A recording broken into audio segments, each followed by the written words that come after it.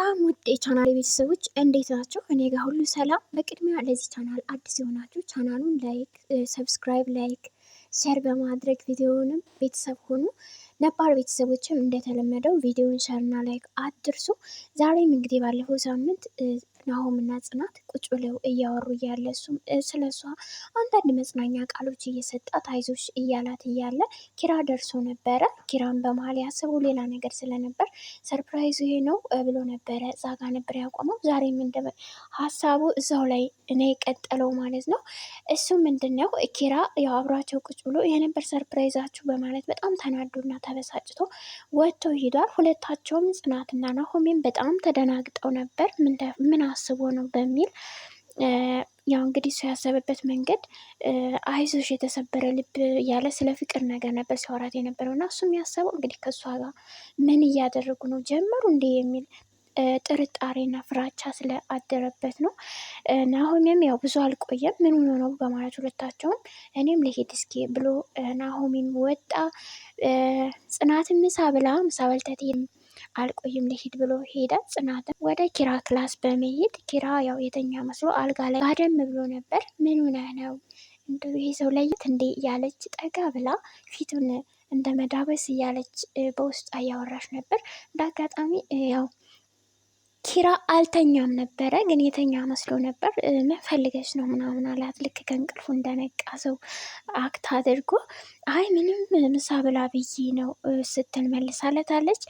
ከዛም እሺ ምሳ በቃ ምሳ እበላለሁ ምሳ ብላ ብለኝ ነው እና እማዬ እኮ ድሮ ምሳ ብላ አልበላም እንደዚህ ስላት እግሬ ውስጥ ገብታ ተቆነጥጠኝ ነበረ እና ካስፈለገን የመቆነጥጣለሁ እሺ ምናምን ብለው ከዛ እሱም ፈገግታው ተመልሶ በልና ሳሎን ምግብ ብላ ልክ ወታ ስትሄድ ኪራም በጣም ተደስቶ የሆነ የሀሴት በቃ ሀሴት ተሞልቶበታል ልቡ ላይ እና በቃ ታስብልኛለች ማለት ነው ምናምን ብሎ ደስ ብሎት ተነስቶ ሄደ። ሳሎን ላይ ያው ናሆሜን አገኘው ከኪራ ጋር ቁጭ ብለው ያው ኪራ ሄደ ናሆሜ ጋር እያወሩ እያለ በመሀል ግን አንተ ደግሞ ወሬ በጣም በዛ ባጋባችብህ እንዴ ወሬ ታበዛለህ አይደል እያለው ነበር፣ ያው ቤቲን ማለት ነው። ከዛ ኪራም እንደዛ እያለ እያወራው አንዳንድ ነገር እያወራው ነበረ ናሆሜ ማለት ነው። ኪራም ወደ ምሩ ነበረ መደወል የፈለገው ምሩ ቤት ጠፍታን የዋለችው እና እስኪ ልጠይቃት እህቴ ምን ገጥሟት ይሆን በማለት ለምሩ ሲደውልላት ምሩ በጣም ደንግጣ እንዴ ማንም እኮ ያስታውሰኝ ብዬ ነበረ ኪራዬ ምናምን ብላ እያወራችው እያለ ስለ ቤቲ ጠየቀችው። ቤቲ ቤት ናት እንዴ ወይስ ሴት ናት? ነው ቤት አይደለችም ውጭ ናት እኔ ቤቷ እዚህ አይደለችም ሲላት፣ ግን እሷ አይ ውጭ እኮ አየዋት ኪራዬ ከሰው ጋር ምናምን ብላ ስትነግረው እሱ በጣም ሻክ ነው የሆነው፣ ደንግጧል።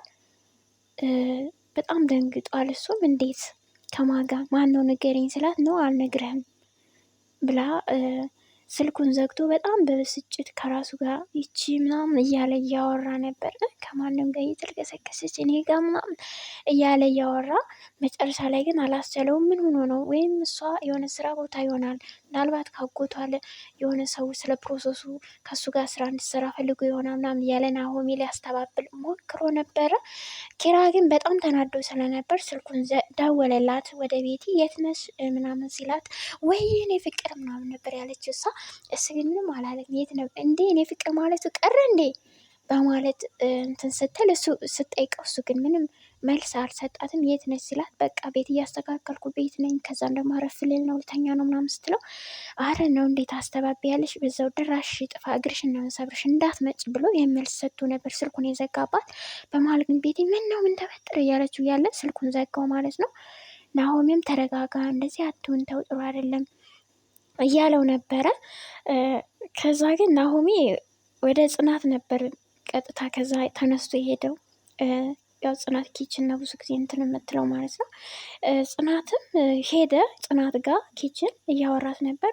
ኪራ ካየን ጥሩ አይደለም አትመላለስ ወደዚህ ለምንድን ነው የምትመጣው ብላ ጠየቀችው። ያው ኪራም ደግሞ አሰሪሽ እንጂ ባልሽ አይደለም ሲላት እንዴ ከዚህ ቤት እስካለው ድረስ በሱ ስር ነኝና እሱ የሚለኝ ነገር መከተል አለብኝ፣ እሱ ማስከፋት አልፈልግም ስትለው ነበረ። በዛ መሀል ግን ይህን እንደዚህ እያለች እያለ ኪራ በር ላይ ሆኖ ያዳምጥ ነበር እና እነሱ አላወቁም ኪራ እንደመጣ። ኪራ ግን ቀጥታ ገብቶ ሲገባ ሁለታቸው እንደዛ ሁለታቸውም ሲደናገጡ ያው ናሆሚ በሉ ልሂድላችሁ ብሎ ሄደ። እዚህ ቤት እስካለሽ ድረስ ነው እኔን እንጂ ከዚህ ቤት ስትወጭማ ትረሽኛለሽ ማለት ነው የሚል መልስ ነበር፣ ጥያቄ ነበር የጠየቃት። እሷ ግን በፍጹም የሚል መልስ ነበር የመለሰችለት። ኪራም ጽናትን እባክሽን ጽናት ሰው አትመኝ፣ ማንንም አትመኝ፣ ማንንም ሰው አትመኝ፣ ሰው እስኪፈልግሽ የፈለገውን ነገር እስኪያገኝ ድረስ እንጂ ምናልባት ትክክለኛ አፍቅሮሽ ወደሽ ላይሆን ይችላል እና ሰው አትመኝ መቼም ቢሆን ብሎ ሲመክራት አንተንም የሚል መልስ ነበር የመለሰችለት። እኔንም ቢሆን አዎ ፍቃድሽ ካልሆነ ውሳኔሽ ካልሆነ እሱ ያንቺ ውሳኔ ነው አላት ማለት ነው። አዎ ሁሉንም ሰው ስትለኝ ነው እንጂ በማለት መልሳለታለች። ኪራም ሲያወራ በቃ በጣም ፈርቷል፣ ደንግጧል። እንደዚህ አይነት በቃ በማለት ማለት ነው እንዴት ይሆናል የሚል ስጋት አለ መሰል በመሀል ማለት ነው። በመሀል ቤት መጣች።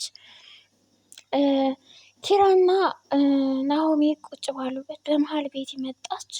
አኩርፈኝ ነው እንዴ የኔ ፍቅር? ምንድነው ጥሩ መልስ አሰጠኝ ምናምን ምን ስትለው ምን ጥሩ መልስ ሴትዮ ሲል ነበር የመለሰላት። እንዴት ሴትዮ ትለኛለህ ብላ ብስጭት እያለች ያው ቤት እንደምናውቃት መጮህ ነው ስራ፣ እየጮህች ነበረ። ችግሩ ምንድን ነው? ችግር ከንገረኝ እያለች እያለ ያው ናሆሜ በሉ ተወያዩ ብሎ እንደለመደ ወደ ጽናት ነበር ሄደ ወደ ኪችን በሜዳ ሆኖ ምንድን ነው ችግሩ? ስለ ጽናትም ስለ ክፉነቷ ነበር እሷ ጽናት በቃ ኪችን ትመላለሳላችሁ፣ እሱ ይሄዳል ያወራታል፣ እየሄደ ነው የሚያወራት፣ እሱ ይሄዳል እሷ ጋር ብዙ ነገር አለው ምናምን እያለች ስለ እሷ ክፉነት እያወራችለት ነበር። ኪራ ግን በፍጹም ጽናት አታደርገውም የሚመልስ መልስ ነበር የሰጣት ማለት ነው። እንደዚህ እያሉ በጣም ምንድን ነው እንደዚህ የሚያደርግ ግን ታዲያ እኔ ምንም እኮ በቃ እኔ ነኝ በቃ እንትን የምልህ አንተ እኮ ብዙ ቦታ አትሰጠኝም ስትለው ምንድን ነው እንደዚህ የሚያደርግሽ? ምንም አትበይ በቃ በቅርቡ ጉዳዩን ደግሞ ትሰሚዋለሽ፣ ስለዚህ ተረጋጊ አላት ማለት ነው። ጉዳዩን ትሰሚያለሽ ለምን እንደዚህ እንደሚያደርገኝ ብሎ ኪራ ለቤቲ መልስ ሰጥቷታል። ናሆይም ወደ ኪችን በመሄድ ማውራት ጀመረ። እንደምንድን ነው የምትፈልገው ግን ከኔ እያለች ድጋሚ አሁንም መልስ ሰጠዋለች ጽናት። እሱ ግን ምንድን ያለው ኪራ አሰርሽ ነው ምንም ቢሆን ብታክብሪው እንጂ ልክ እንደ አፍቅርሻል እንዴ ወይስ ብሎ እንደዚህ አይነት ጥያቄ ነበር የጠየቃት። ምንድን ነው የምታወራው? ሰውን ማክበር ማለት ማፍቀር ማለት ነው እንዴ ብላ ነበር መልስ የሰጠችው። እሱም ወደ አረብ ሀገር ለመሄድ ብዙ ብር እንደሚያስፈልጋት እና ከኪራ መጠየቅ እንዳለባት ነበረ ሲጠይቃት የነበረው።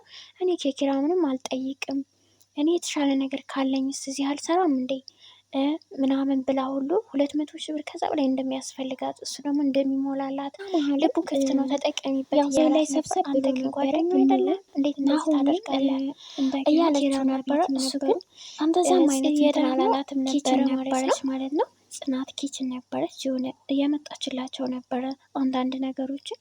በመሀል ኪራ ለቤቲ በጓደኝነት ሆነ በፍቅረኝነት ብዙ ጊዜ ኖረናል፣ ብዙ ጊዜ ቆይተናል ብሎ ይችን ቃል ሲሰጣት ቤቲ ግን ከአንዳንድ የኔ ፍቅር ብላ በጣም ሰርፕራይዝ በመሆን በደስታ አገባሃለው እሱን ታገኛለሽ የሚል ቃልም አልጠየቃትም። ጀስት ስለ ጓደኝነትና ስለ ፍቅራቸው ቆይታ ነበረ።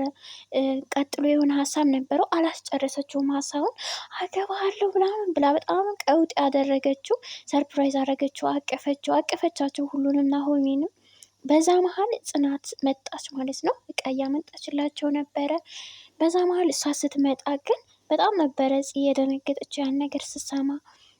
ከዛ ግን ወደ ኪችን ሄዳ በጣም ለራሷ ምን እየሆንኩ ነው ያለሁት? እኔ እኮ ሰራተኛ ነኝ፣ ተረጋጊ እያለች በጣም እያለቀሰች ነበር። ከራሷ ጋር በጣም ብዙ ነገሮችን እያመላለሰች እያወራች እያለ እምሩ መጣች። ምን ሆነሽ ነው?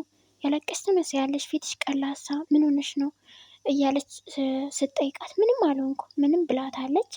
ያው እምሩ የሚያስበችው ያው መከረኛ ኪራ መሆን አለበት ብላ አሰበች ማለት ነው። እሷም ወደውን ወታ እንትን ያለችው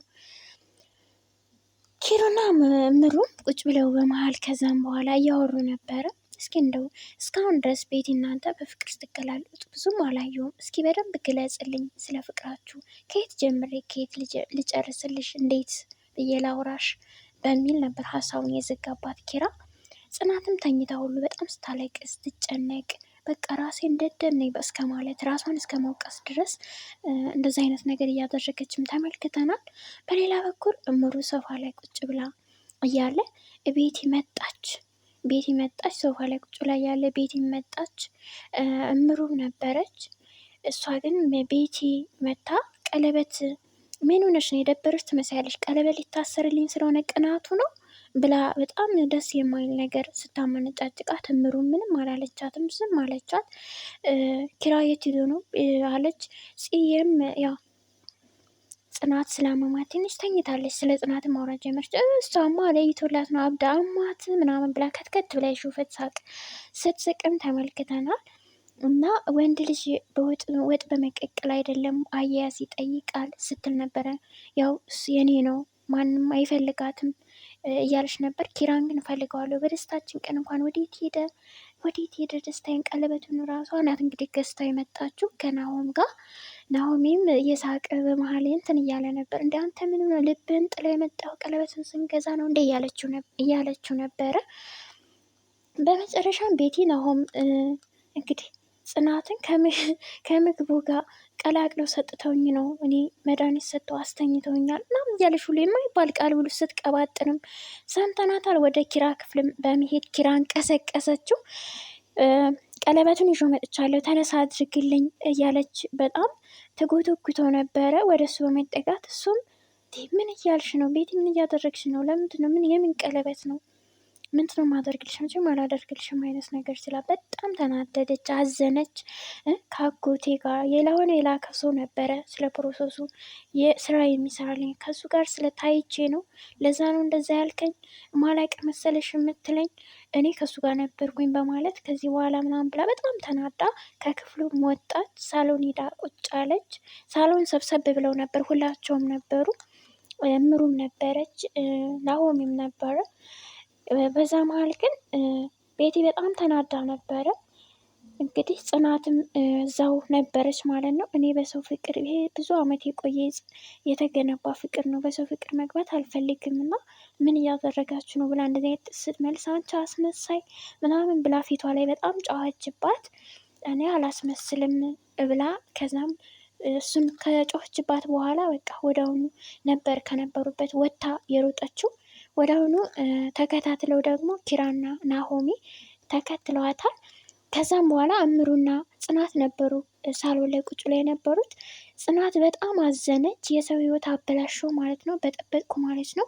በጣም እየተጨነቀች ከራሷ ጋር እያወራች በቃ ራሷን ሀንድል ማድረግ መቆጣጠር እስኪያቅታት ድረስ እምሩም አቅፋት አይዞሽ፣ ምንም የሰው ፍቅር አታበላሽም፣ አይዞሽ እያለቻት ነበር። እኔ የሰው ፍቅር አላንደፋርስም፣ ኪራንም ከዚህ በኋላ እርቀዋለሁ ስትል ሰምተናል፣ ተመልክተናል። እንግዲህ የዛሬ የነበረው እስከዚህ ድረስ አይተናል። ጽናት 13ኛው ክፍል ማለት ነው። ኔክስት ደግሞ እንግዲህ ቀጣይ ምን ይሆናል? ተመልካቾች አስተያየታችሁን ጻፉ። ቻናሉን ላይክ፣ ሰብስክራይብ አድርጉ። አመሰግናለሁ።